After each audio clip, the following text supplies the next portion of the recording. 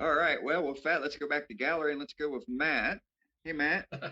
Hey, um, this is a follow-up to Trey's demonstration last week on the piercing. I had a couple of questions myself this week on my own setup. So this is the little fixture that I have that I use to do things in. This is air directly from my compressor. This I got all these parts at Harbor. Well, not this part. This is the air hose I'm using. I got from a company that went under and was throwing stuff out, and I got like 500 feet of plastic tubing and these little compression fittings. Um, but this could easily be a standard air hose nipple or female bit to take the male nipple. So all these parts came from Harbor Freight. This section here is a single part.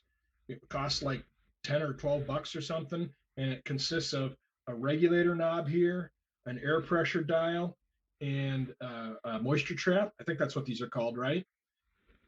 And then this is a little brass valve, okay, that screws into the side of this, and this is the connector for my air from the compressor. So this just, let's see if I could show this. This just, I can regulate the air through the regulator and by turning the little valve, the little ball valve. And then this bit here is just a little nipple for my air hose. And this air hose just plugs right straight onto my my dental drill.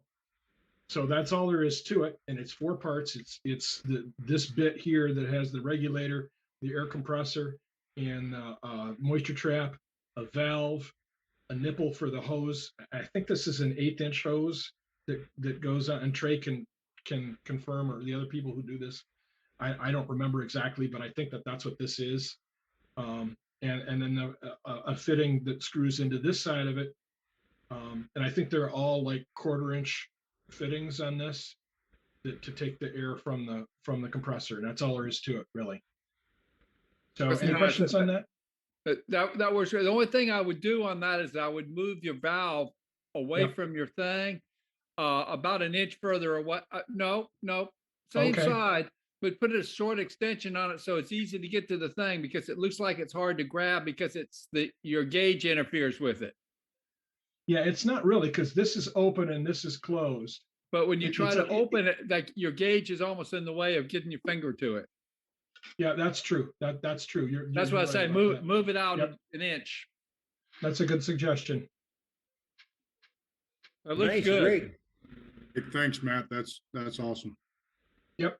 So And and Matt, it just sits on the table, and I can, right where the station where I'm carving, and this is just scrap wood I had sitting around the shop. So, and it's just screwed in there. So no big deal. Quick question. Yes, How sir. much pressure does it take to run that? I think that mine runs the same that Trey's does, at roughly 30 psi, 35 psi. About This 35 PS. It's about 35 PSI. Yeah, this will go up to like 125 psi. So you got all kinds of room. Okay, thank you. You don't Yep. want to go if you go over 35 PSI, you'll burn your turbines out real Yep. quick. Yep. You overspeed those turbines and burn them up. Okay. Anything else? That's it. Looks good. Matt, Thank I you. got a question for you. Yeah. Uh, I could use that for my airbrush. Does that moisture trap work pretty well? Yeah. I mean, things are pretty humid here, and not as humid as those guys in the south, but in the summer it can get pretty humid here, and I don't have any problem with Yeah, because I'm having trouble with my airbrush, the moisture getting in it, and I got a trap on it, but I just wondered that setup there might be better than what I got. Well, Yeah, I use the I same thing for my airbrush. I use my airbrush and thing interchangeably with a Okay. quick disconnect on, and I'll switch from one to the other. Okay. Yep. Thanks. I've got friends who airbrush who do exactly the same thing. That was my next question. Thank you. If you're getting water problems coming into your airbrush, though, you need to look at your lines and that kind of stuff. It's important to try to look at your lines and try to control that before it gets to you. And your compressor itself, make sure your compressor's regularly emptied. Well, I think I got such a long hose, and I'm thinking that I need to put something like that closer to my airbrush. Yep, Are this you, works. are you This- just running a hose from your compressor?